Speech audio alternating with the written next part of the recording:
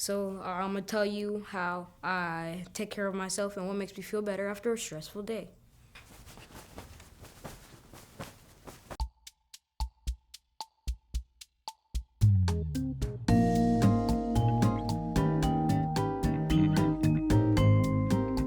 Self-care to me means kind of not doing anything, to rest and relax and to make my bed. And I find, as many people do, as many young millennials, we overwhelm ourselves with too many things, trying to be everything and anything at once. And while those ambitions are great, we never take time to just kind of relax and do our laundry or take care of ourselves. Growing up, my family was always kind of like, make sure you take care of yourself. And I think I've always thought mental self-care is like very important because in general, you only really have one body and one mind, and it's not like you can go to a store and return it if it's faulty. I think it's hard because for a long time, I didn't feel like self-care was for me personally, mostly because I think that a lot of the forms of self-care that I was seeing were very, I hate saying this, were very like feminized.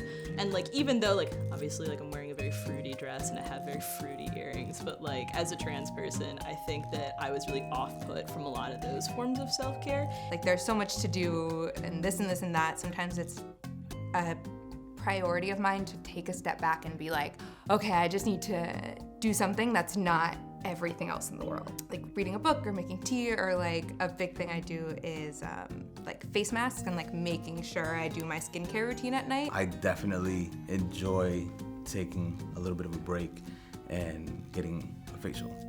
In that little brief, like 30 minutes, you're checking out.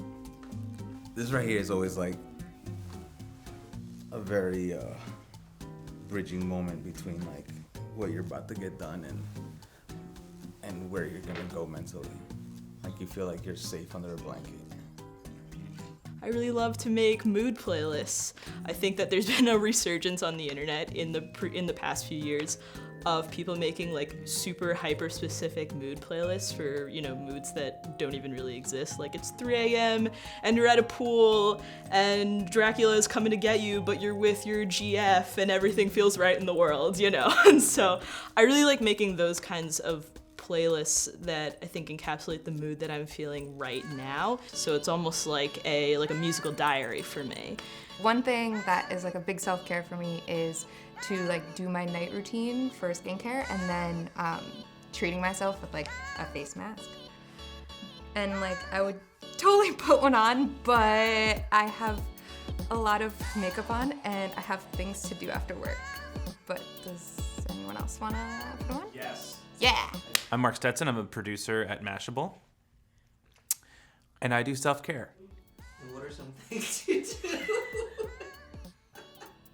So I'm a runner. So for me, self-care has a lot to do with like physical care as well. It's a stress reliever. You know, I sweat, you know, which is good for, you know, my hair. It's good for my skin. It's like it resets my like anxiety, if that makes any sense.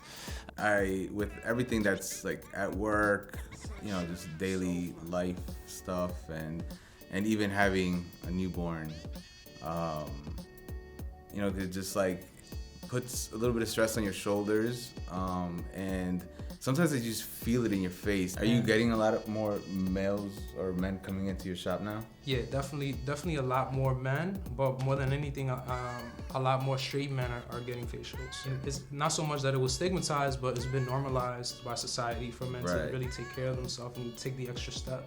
Right. You notice a lot of men are doing like even waxing and stuff like that. Where I grew up, there was a stigma towards men who would do things that would now be considered self-care, whether it's going for massages or getting acupuncture or like, you know, putting, you know, moisturizer on their face or whatever. I'm gonna just put you on to some of the massages because we have these expression marks that we get.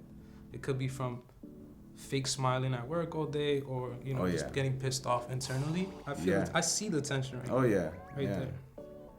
You know, there's, you know, all the common stigmas of, you know, questioning a man's sexuality and questioning a man's, you know, masculinity. There's no good reason for the stigma. So let's actually start taking care of ourselves so that we can all take care of each other. Some of the best advice I was given was to care, sorry if this is pointed, 50% less at your job. We do care about what we do. We do care about how we progress in our lives and in our careers, but to just set yourself back, to not give as much as you can for your own health is fine. Self-care is really what you need for yourself personally.